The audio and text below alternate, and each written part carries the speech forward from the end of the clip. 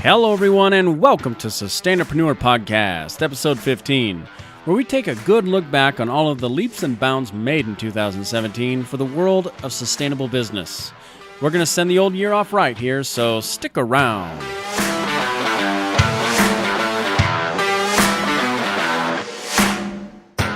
Welcome back to another episode of Sustainapreneur Podcast, where we are bridging the gap between business and sustainability. We want to educate and motivate sustainapreneurs by discussing important topics, debating different perspectives, and by showcasing those of you out there who are doing it right now. I'm your host, Nate Hansen, and we're glad to have you with us. So let's get started.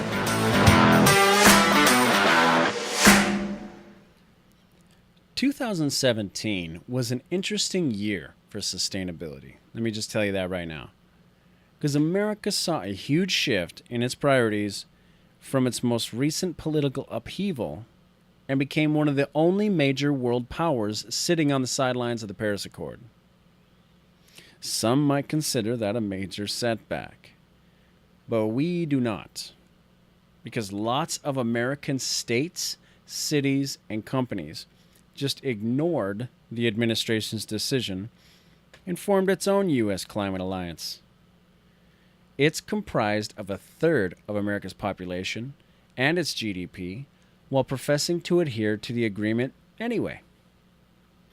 So essentially, everyone in the world pretty much just shrugged their shoulders and said, yeah, okay, whatever, and continued on with the agenda anyway. What a glorious display of the people's power. But interestingly enough, China has been stepping up to the plate and leading the way as a once unlikely champion of sustainability. So as we're surfing the internet for information on sustainability in 2017, we're more than likely going to run into a lot of the doom and gloomers who talk about nothing but Trump, who'd rather feed us fear than give us hope. At least that's what I found. But sustainapreneurs, we rise above all that. To us, the future is bright. And it's because business has a newfound perspective in sustainability. So here are some of the leaps and bounds made in sustainable business over 2017 that should fill your sails for 2018. So, business of the past always seemed to condone international trade because it was cheaper to have things built in foreign countries due to the highly favored Western world's exchange rate.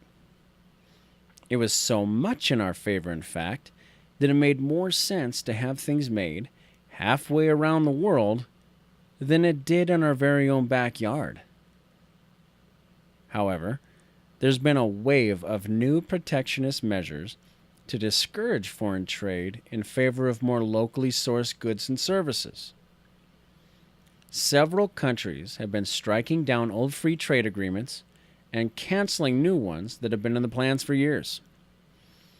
For some, this means scaling back international ties and a possible loss of investment. But for most, it means new possibilities for investment and local job creation. As far as the environment's concerned, this is all good news. But it is the social aspect that is still open for debate. Is it better that the Western worlds are keeping their economy local? Or was it doing more good to fund the prosperity of other third world countries? Another debate for another day, perhaps. But now, we'd like to talk about the shift in investment preference over 2017. Because this was a big one. Organizations like the World Banks, UNEP, and BNP Paribas launched investment programs that increase incentives for investing in innovation and technology that support the Sustainable Development Goals of the Paris Accord. A group called Principles for Responsible Investment, who just so happened to represent more than 1,500 organizations with a combined $60 trillion in assets, are working with the UN Global Compact to create financial products that will redirect public and private finance towards critical infrastructure and sustainable solutions. It's a mouthful. According to the U.S. Sustainable Investment Forum, in 2016, more than 1 out of every $5 under professional management in the U.S., which equates to about $8.75 trillion, was invested according to sustainable strategies. A number which has consistently grown during the last decade and is up 33% from 2014. So if you're worried about capital, it's about to get a whole lot easier. And then also for 2017, there was a lot of little individual accomplishments that are going to have a huge global impact.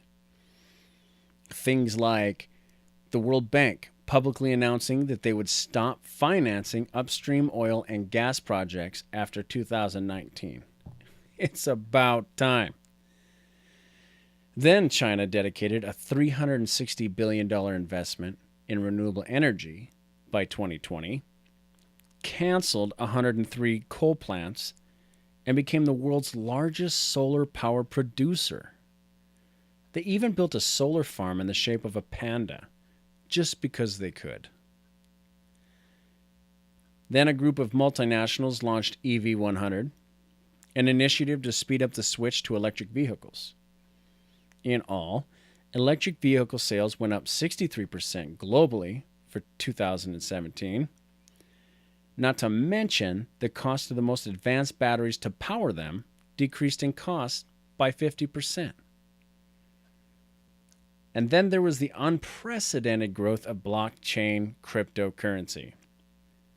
The reason why this is important for sustainability is that cryptocurrency leaves a definitive trail of where it's been, making supply chains more transparent.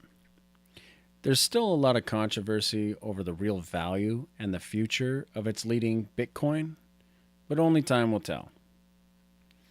And then surprisingly, but not really unwarranted, there has been a massive focus on the chemicals used in our products from some of the biggest suppliers, such as Amazon, CVS, Home Depot, Procter & Gamble, SC Johnson, Target, Unilever, and many, many others.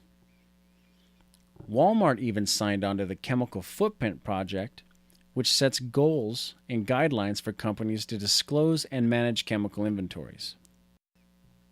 So as sustainable business goes, 2017 was a radical leap forward in awareness and in putting our money where our mouths have been. Even though we had that little Trump debacle, something good came from it. Because a lot of people started realizing that the government isn't going to save our butts. Not only that, but we have the power to sidestep it and make our own change.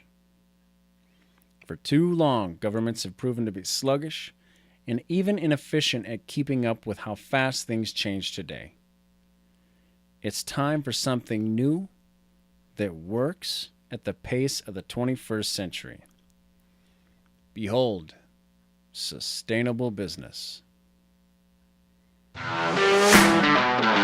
That concludes our episode for today. As always, thanks for tuning in, and don't forget to like, share, rate, and subscribe. And we'll see you all again next time on Sustainapreneur Podcast, where we are bridging the gap between business and sustainability.